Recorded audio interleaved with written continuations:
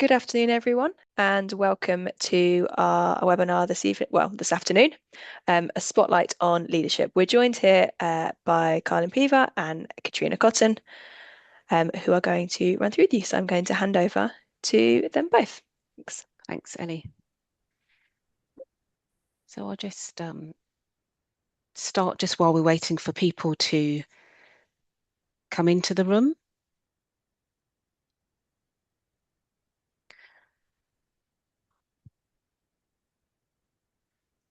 Let's just share a question for you to think about.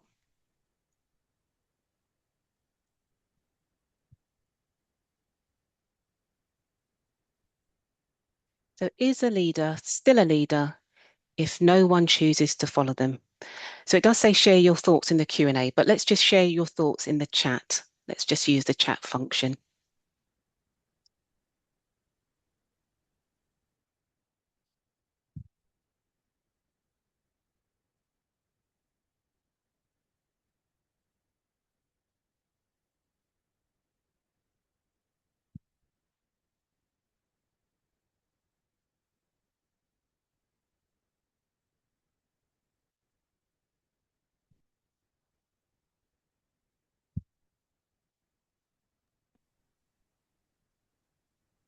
We've got somebody already responding in the chat, Carlin.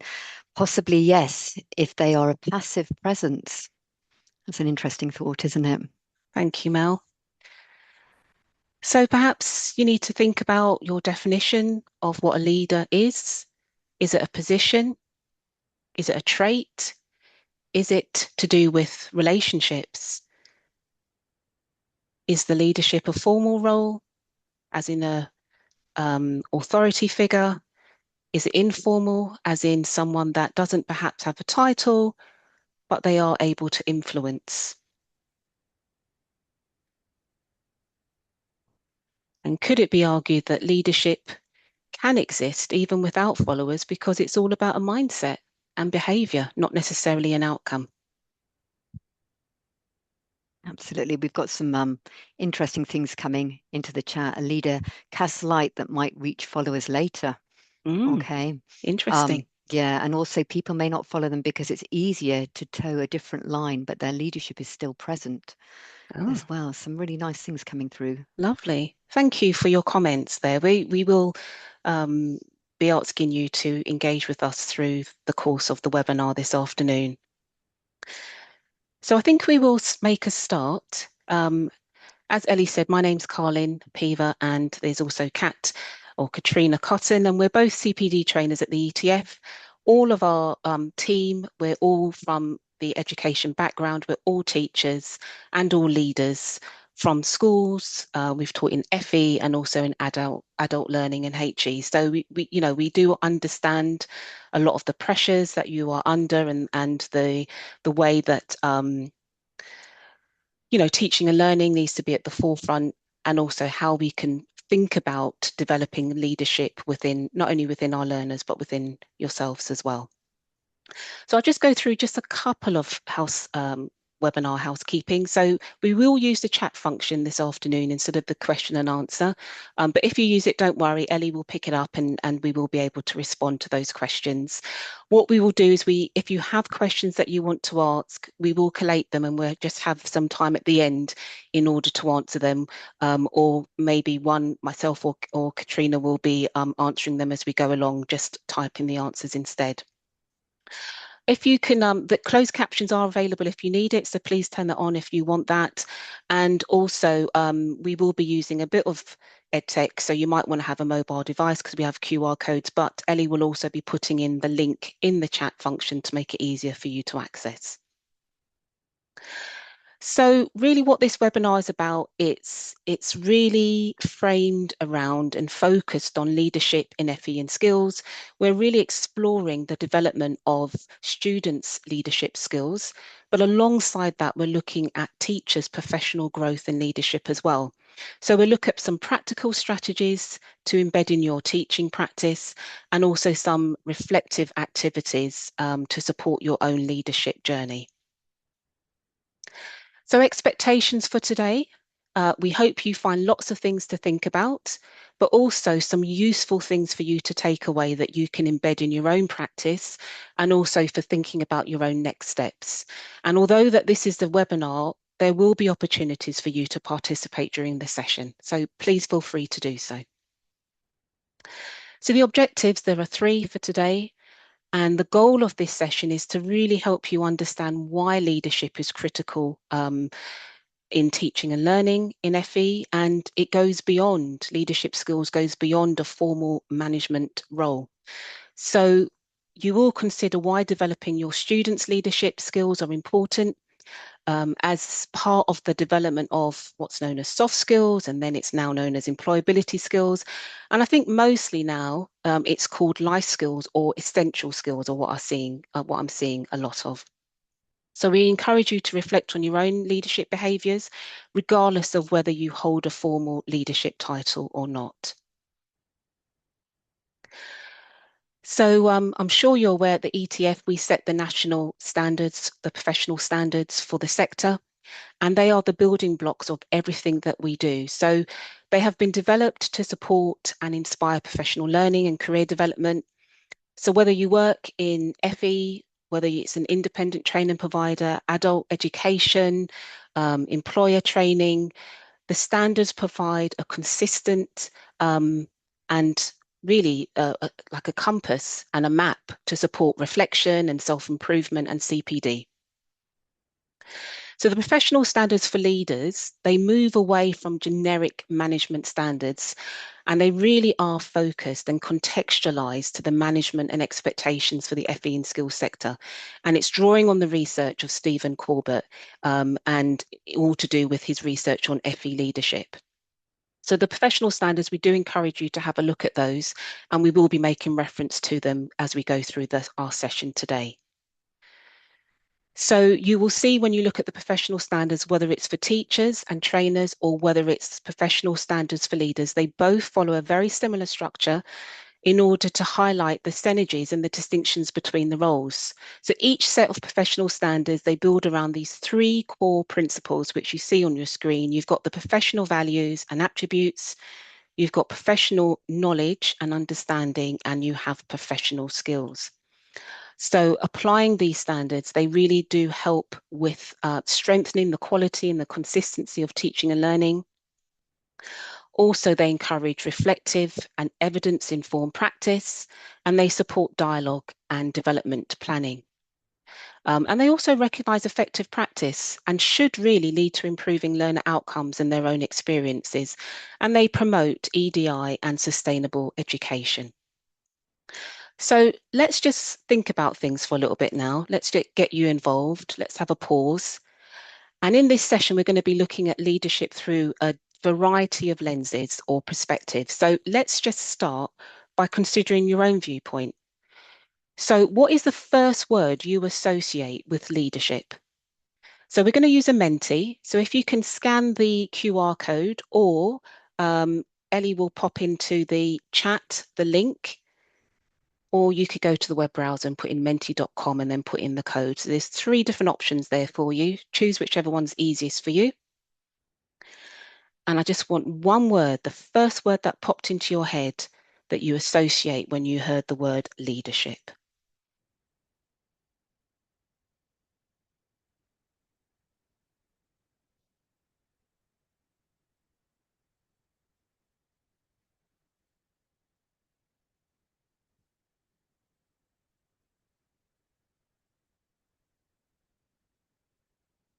Let's see if we've got some responses.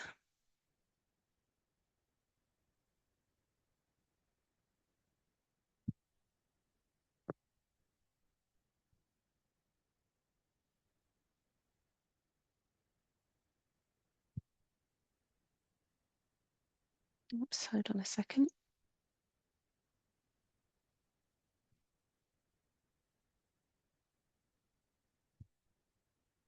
I'm going to stop sharing on my screen for a moment and get the Menti up. So just bear with me while I stop sharing.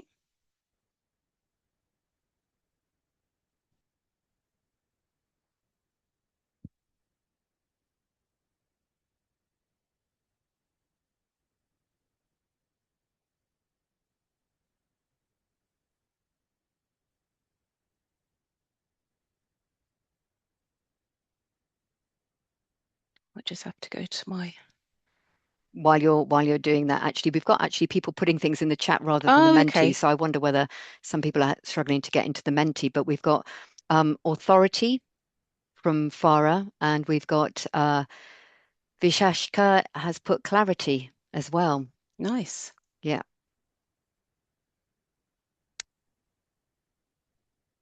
Lends itself very much to kind of Goldman's leadership styles, doesn't it? That vision and that clarity of communication as well. Okay, I will share the Menti.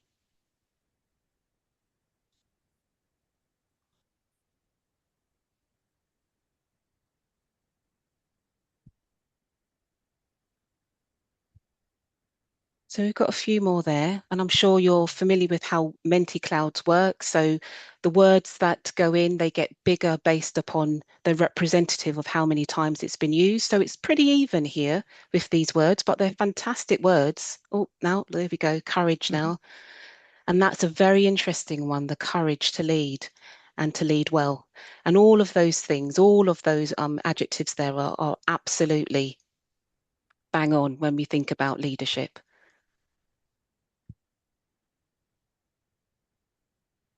Thank you so much for participating with that.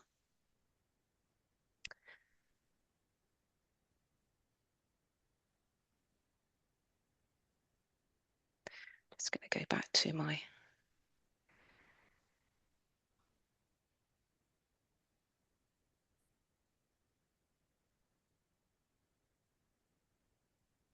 Okay, so Kat, just show me thumbs up. Can you see the Cotter distinction? Wonderful, thank you. Good. So we're just going to talk a little bit around the distinctions between management and leadership. And this is based upon Cotter's model.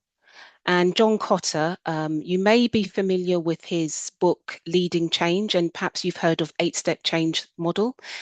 And he was well known for as a thought leader, basically on his work all around organizational change and also leadership. And one of the things that he talked about is this difference between management and leadership. Now, they are different, but they are complementary and they are both needed. So there's nothing wrong with being an effective manager, and there's nothing wrong with being an effective leader. However, if you lean too much on one, then you risk, an imbalance. So when we talk about management, these are about maintaining systems, solving immediate issues, keeping things running smoothly, whereas effective leadership is about the vision, energizing others, driving innovation and improvement. So both are needed, and the more you can keep a balance, the better, really. It stops that stagnation and also stops chaos happening in your organization. So just seeing this quote from Warren Bennis, he was once again an educational organizational consultant when it came to leadership. And just looking at that quote, how does this quote challenge or affirm your own views of what it means to lead versus manage? I'll just give you just a little minute just to read that quote.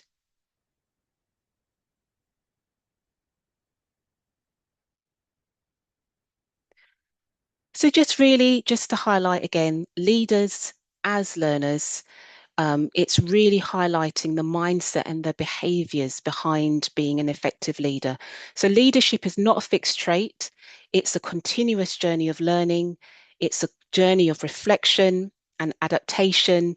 And it's really about having that learning mindset. So you're going to be curious, you're going to embrace feedback, you're going to see challenges as opportunities and potential for growth. And you're also, that curiosity, it helps with resilience, which encourages others to do the same. And also it links them with reflective practice. So do you reflect on your own teaching and your own leadership behaviors? And how can you do that? So is it moments that you think? Is it pausing during lunchtime? Is it making sure you go for a walk? Do you write journals? Do you gain peer feedback? Or perhaps you engage in coaching conversations as well. And we'll pick up coaching a bit later on. So really having this growth for change, the FE and skills landscape, it is ever changing.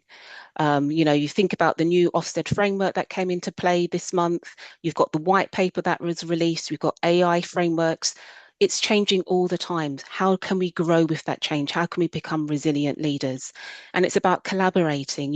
Who do you learn from in your role? How do you share your learning with others? And, you can think about communities of practice. You can think about CPD sessions or even mentoring and coaching. So there's a lot to think about. And what we're going to do now is we're going to look a little bit deeper at why leadership matters. Thanks, Carlin. So before we move on to developing leadership skills in our students, let's just take a moment to think about the wider impact of leadership in further education, because it doesn't just affect individuals, does it? It shapes the whole ecosystem. So when we're looking at that kind of leadership ecosystem, we're looking at the people that are the staff, the people that are the learners, and the people that are the stakeholders. And what does that actually mean when we're talking about how we impact and influence? So for staff, we've got that impact of really good leadership on staff, meaning that they can be empowered, they can be encouraged to take innovative steps forward to enable that organization to drive forward. For leaders, the impact and influence is all about those kind of outcomes. It's creating those kind of employability skills that make them successful people moving out of education. And we know the impact and influence of good leadership on stakeholders is hugely important, isn't it? I mean, when we talk about the Ofsted reports coming through and the extra grading now for how we cooperate with stakeholders, we know how important that is. So we're going to take a little bit of a pulse point now in terms of the impact of leadership, and we're going to put it over to you. So little pause for you to think about, just in one word, and we're going to do this in the chat now. What is the impact of good leadership? So I'd like you to think about that, and just the one word, put that in the chat, and let's see where we go with that. Sometimes it's quite hard to do it as just the one word, isn't it?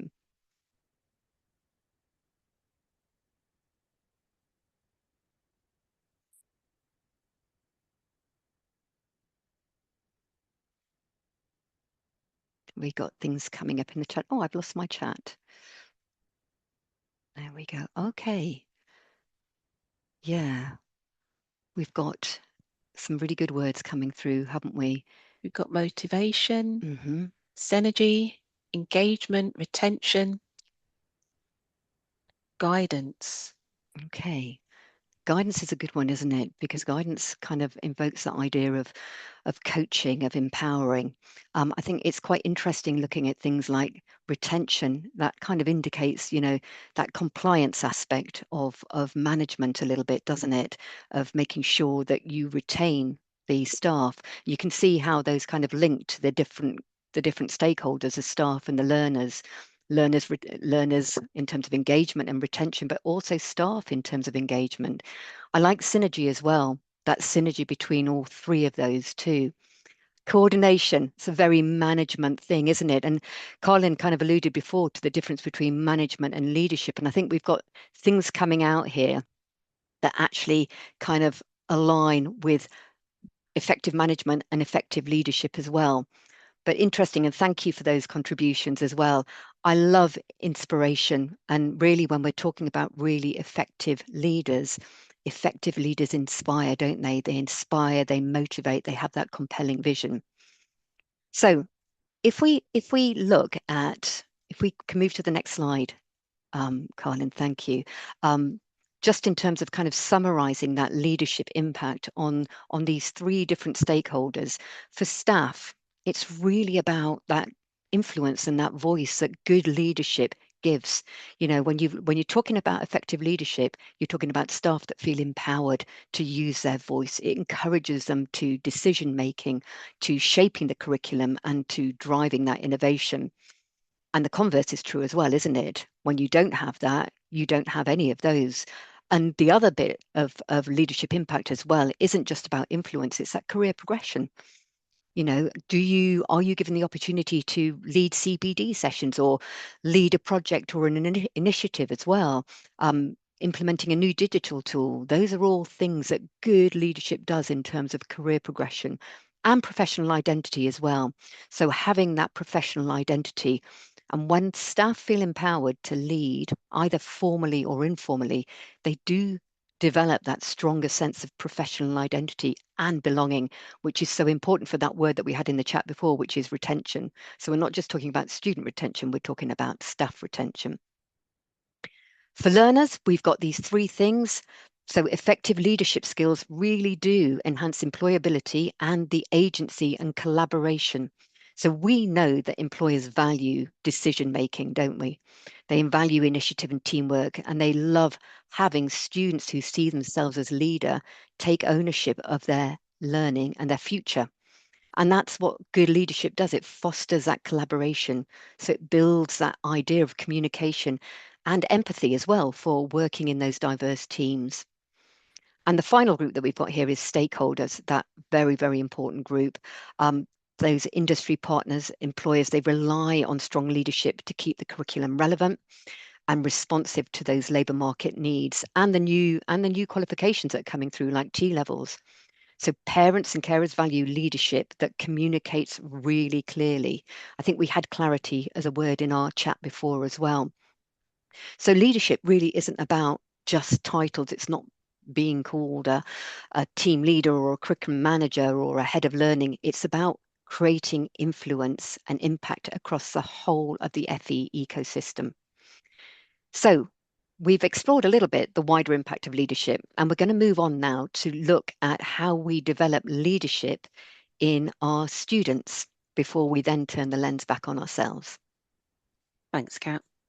So we're going to look at that, and we talk about 21st century skills in education. And this is really about the abilities and the knowledge and those character qualities or the behaviors that learners need to succeed in today's rapidly changing world. They represent the development of the whole learner, not just teaching that hard skill or that subject knowledge, because these skills are absolutely essential for preparing learners for modern careers. So while the list can vary, they're commonly categorized into these three main areas. So we've got the learning and innovation skills, and these are often called the four C's. So I'll just put them up there. So you've got the critical thinking, which is that ability to analyze, to evaluate, to interpret evidence, and you're being able to solve complex problems and make informed judgments. You've got the creativity and the innovation, and that's really that lateral thinking, the thinking outside the box. You're generating new ideas. It's how you approach different challenges from different angles, and you're able to create original and effective solution. Along with that, you have your communication. So this is about your, learners' ability to articulate their ideas and information through a variety of forms. It's written, it's oral, non-verbal, and also for a range of purposes. And then lastly there of the four C's, you've got the collaboration. And this is the ability to work respectfully and also effectively in diverse teams. So it's about valuing individual contributions and being willing to compromise and achieve a common goal. So then we've also moving on to the digital literary skills. These really encompass the whole sort of modern media landscape and of using technology effectively and also understanding how to use it. So it's being able to access information from a variety of sources, being able to evaluate its credibility, which I think is a really powerful one, particularly since information is so easy to access, but how credible is it? And it's about being able to use it accurately, but also ethically.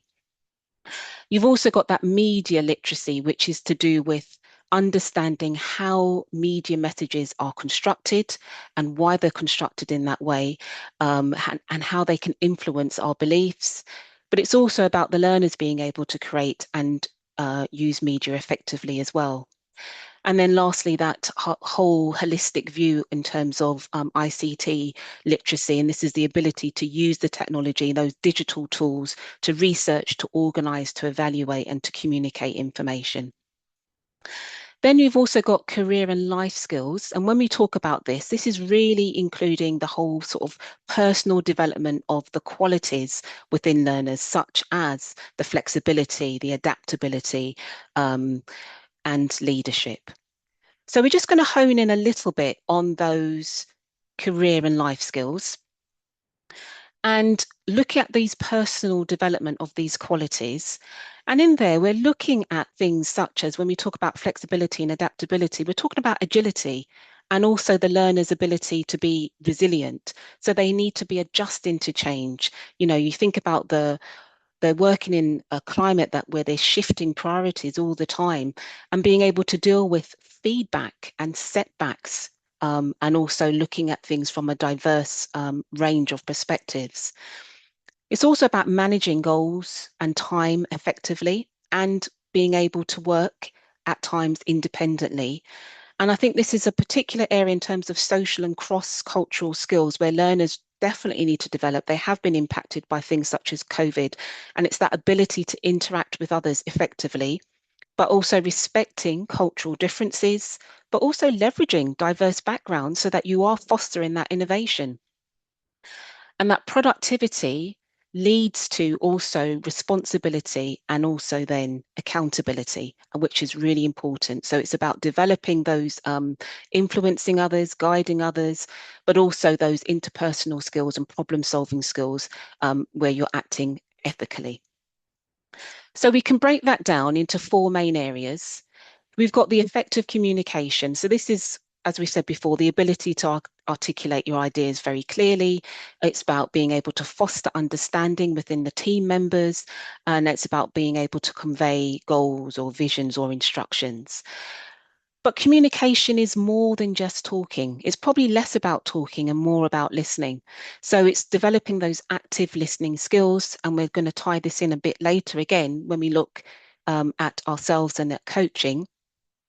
So it's about being able to understand the words, but also the emotion perhaps behind the words and taking cues from the non-verbal communication that's going on as well. When we look at decision making, these skills really teach students how to identify problems, how to analyze potential solutions, and select the most suitable course for action. And it teaches them to take ownership of their actions, and they've got to accept the consequences of their choices. And that promotes accountability. So decision-making activities, you know, they can often involve others. And so when it is, they're learning negotiation skills, communication skills, and also very importantly, empathy. So team collaboration gives students an opportunity to, through discussion, to make sense of what they're learning, to clarify any sort of misconceptions that they may have, deepen their understanding and their ability to communicate and to collaborate. And that fosters a sense of belonging and community within the group, within the student group.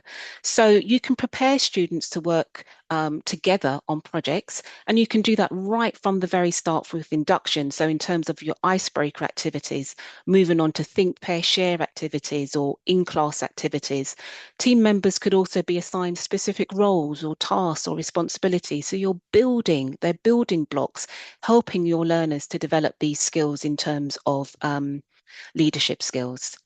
And then adaptability, the last one there, as we mentioned before, it's about being agile. It's about the ability to be able to change according to priorities or ideas or circumstances. So as teachers, can you set a project and then perhaps throw some spanners in the work so that the students have to learn to be adaptable, because that helps to foster these skills. Adaptability often implies anticipating and planning ahead for allowing for contingencies. So that once again develops that critical thinking. Also, they develop creative problem solving skills as well. And hopefully you start to dispel that fear of failure so that they're able to ask questions, they're able to take risks, and they're also able to reflect as well. So some strategies in order to do this. We've got first of all, we've got the exploit or create. So this is really helping to develop that collaboration, that communication, that trust amongst the students. You can, present exercises where they are stimulating real world scenarios where leadership skills are absolutely crucial. It could be role playing scenarios as well. So it's all about enhancing their ability to handle diverse scenarios. It could be, for example, those moral dilemma questions that you may set. You've got clarify core leadership skills. And this perhaps could be a skill audit that you get learners to do, where you have a range of different leadership skills or essential skills, and you ask your learners which skills they particularly would like to focus on. And that could be on their ILP, for example. And so they could be really working on different skills, and that may help with the group work that they're assigned to in terms of developing those skills. We've also got reflection. So this is really helping students to develop that metacognition. So it's about that student's ability to think about their own learning processes, to monitor that, to direct their own learning processes as well. So they're evaluating their own learning and areas in which they want to improve. And that helps them take ownership and develop that independence and the sustainable skills. So research suggests that explicitly teaching these skills can lead to significant academic progress, especially when integrated with the subject. So instead of being taught separately, these skills are embedded in your curriculum. We've also got the shifting from passive to active learning. And this is really helping to develop things such as higher order thinking skills and questioning skills. And they are directly related because it's helping your learners once again develop that analysis, synthesis, evaluation. So moving beyond basic, simple memorization. So it's about asking those questions that require more than just recall. So it's about the why, or how could you change? So you're prompting as teachers deeper thinking and helping your students perhaps think about and apply the knowledge in new ways. Other ways as well, you've got the project-based learning, which is it's really helping students to engage in projects that benefit the community. It also gives a sense of responsibility, and it also promotes teamwork. So it involves learners to have a say in the project topic, perhaps the research method, their team roles, also the final project that they create, and that increases engagement and ownership. And so the shift goes away from being teacher-centered to very much student-centered model. And with project-based learning, you do have to operate within very, very clear boundaries, though. We've also got diverse learning spaces. So thinking about the setup of your classroom, how the layout of it, are learners going to work in groups where they can foster that collaboration, or are they sitting in rows, or are they sitting behind an IT computer, which kind of can hinder that. Also using technological integration. So what digital tools are you using to help with that research, that communication, that creative expression? And then finally, having that balanced assessment. So trying to use a range of different formative and summative assessment in the classroom. So the benefits of helping students develop leadership skills, there are a range, but here are just a few.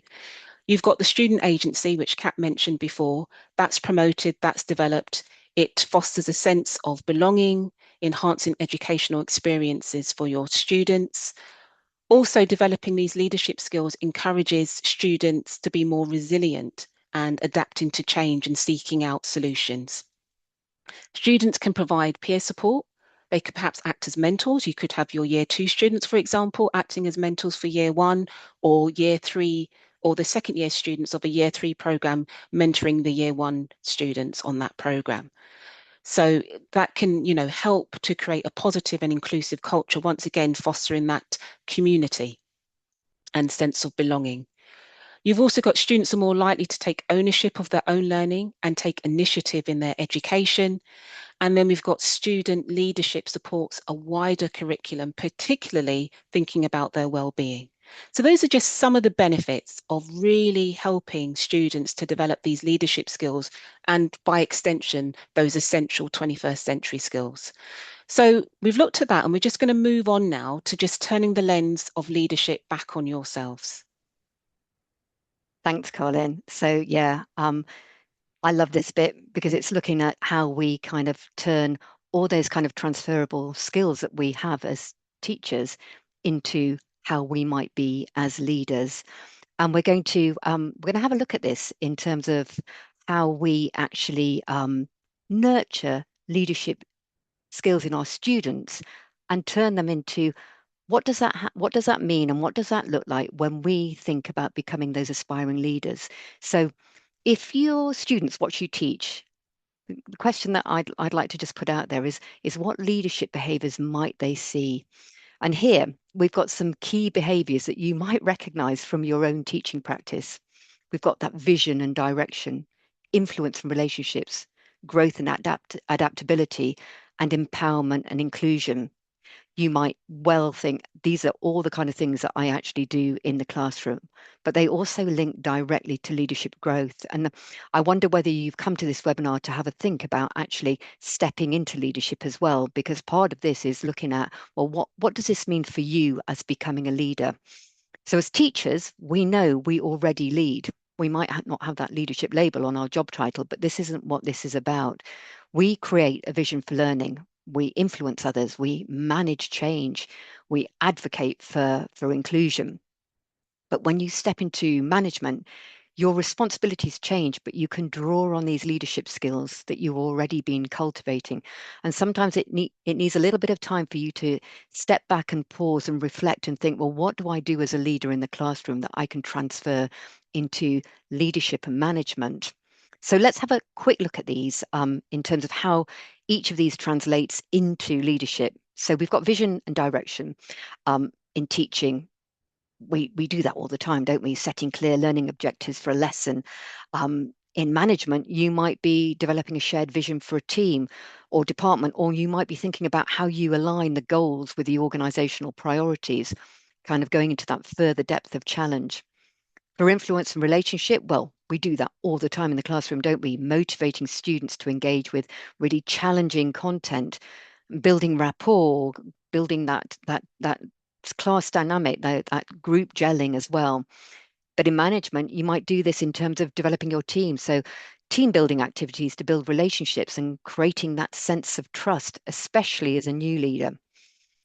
In growth and adaptability, what we have is obviously we do this in teaching. We adjust lesson plans. When the technology fails, we go back potentially to chalk and talk, or we think about things when learners need extra support.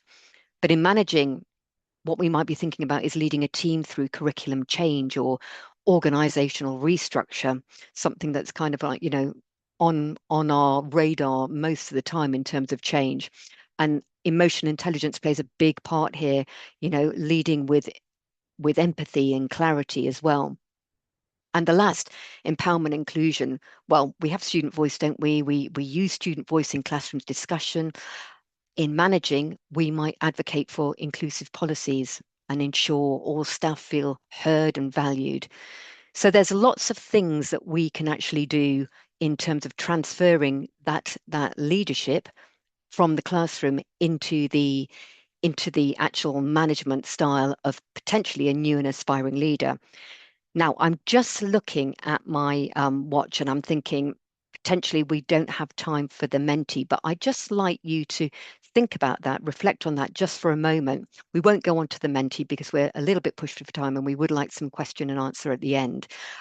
Just about which feels most natural to you and which, if you are an aspiring leader, do you think that you would most like to develop? So moving on, we're going to look a little bit at coaching, because what we've got here is how that question of how you actually bring those behaviors to life in our day-to-day conversations, and how do we make leadership something people experience, not just something that we talk about. So we've got a quote here by Sir John Whitmore.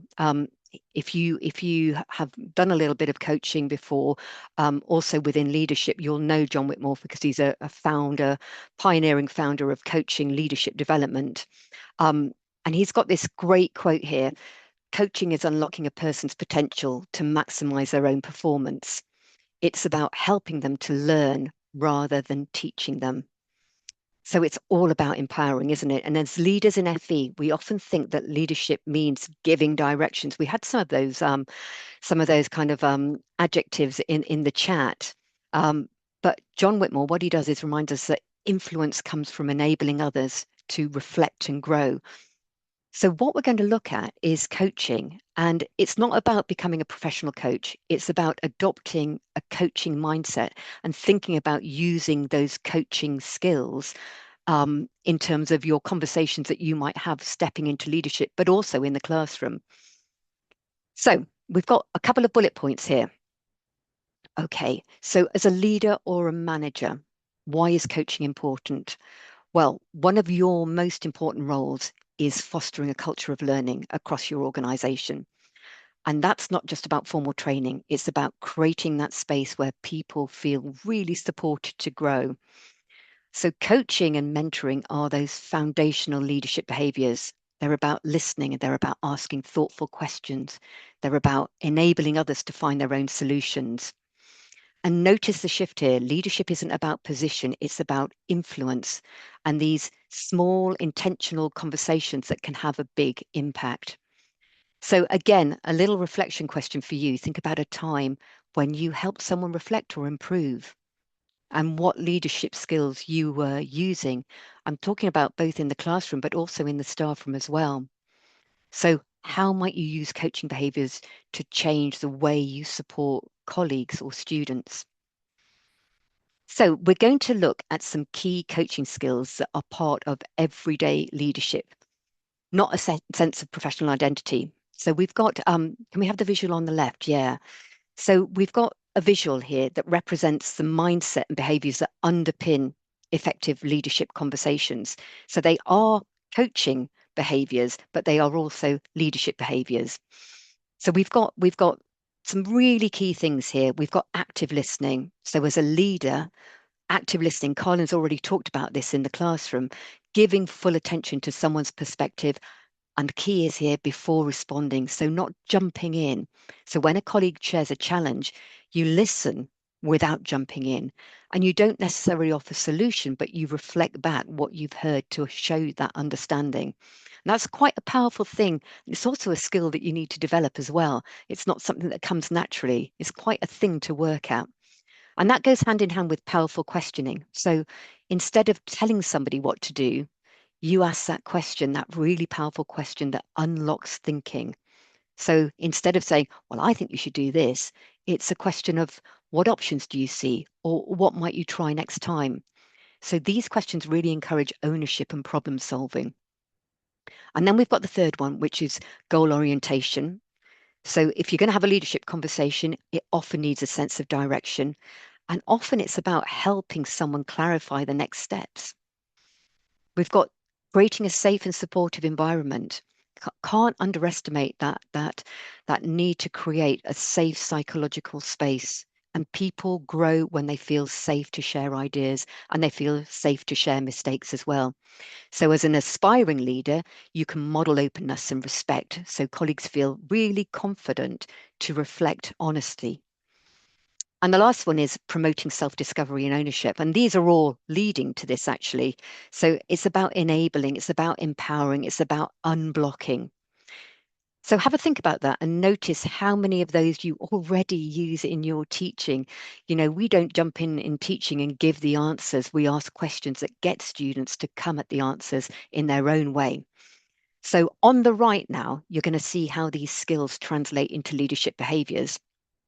So using all of those skills builds trust and credibility. And that's what you need when you are aspiring into leadership. You use active listening, powerful questions.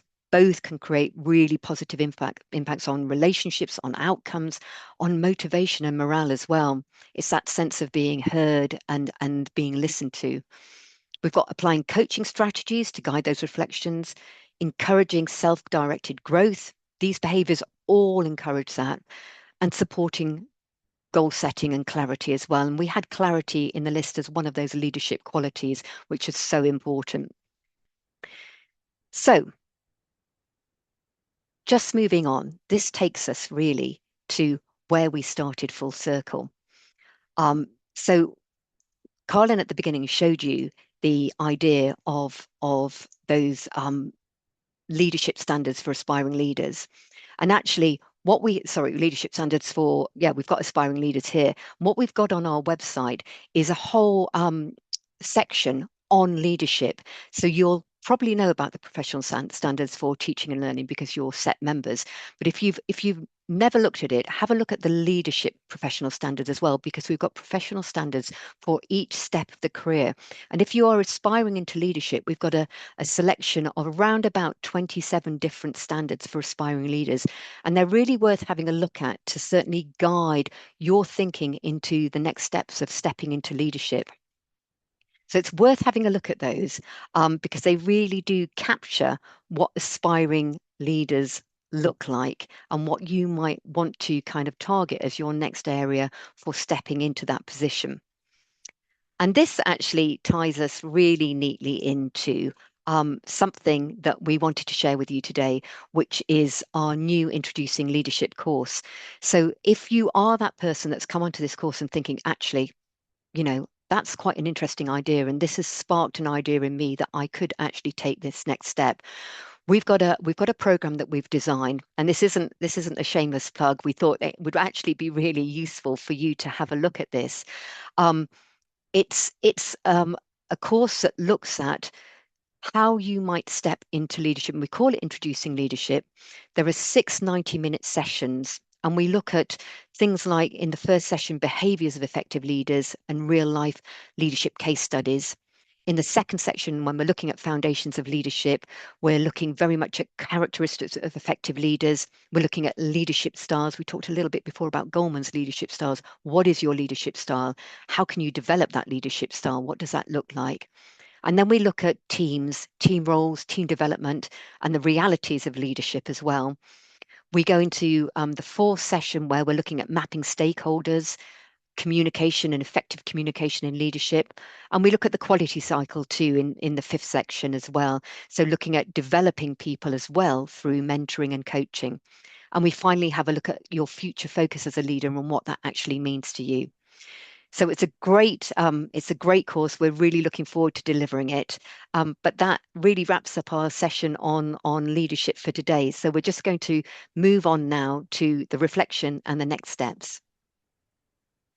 So just take a couple of minutes and just think about the question that you see there. What has connected most with you today?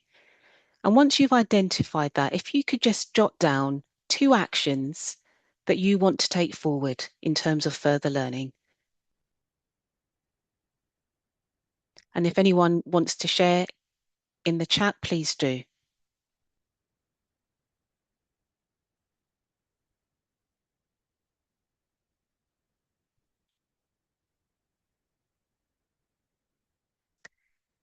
So I'm just going to move on and just highlight perhaps some next steps for you to consider.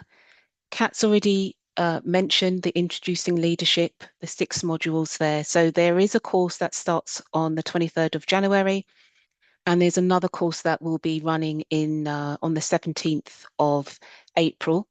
And I don't know, Kat, if you could drop or maybe Ellie, sorry, I'm not even sure, but on that slide, you might be able to put the links Absolutely. into the chat. That would be great.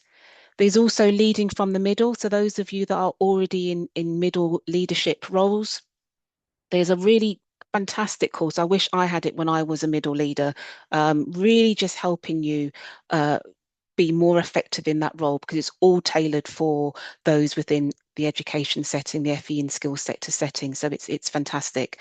So there is another online course that's going to start in January, and I think there's going to be another one towards the end of January. And then there's also getting started with education for sustainable development. So you might be interested in that. And there's also going to be a link dropped in the chat that you can just explore that, because I just think that is such a growth area for us as teachers. So it might be something that you would like to explore. So we'll pop those links for you in the chat, and you can have a look at that. So what we would really love, as reflective practitioners as you are, it's important for us to hear your thoughts about today's session. So if you have time, we'd really appreciate you completing the survey. Ellie will put the link into the chat, but there's also the QR code there. And while you're doing that survey, if there's any questions that you have, you can pop into the chat, and then myself and Kat can pick up those questions and answer them. So thank you so much for joining us today. I hope that you found it useful and insightful, and I hope that you were able to think about that developing the leadership skills, not only with your learners, but also within yourself in terms of your own growth and professional development. So just thank you very much for being here today, and we look forward to seeing you again in another time. Thank you, Thank you. Colin. Thank you, Kat. Thank you, everybody. Thanks for all your interactions as well.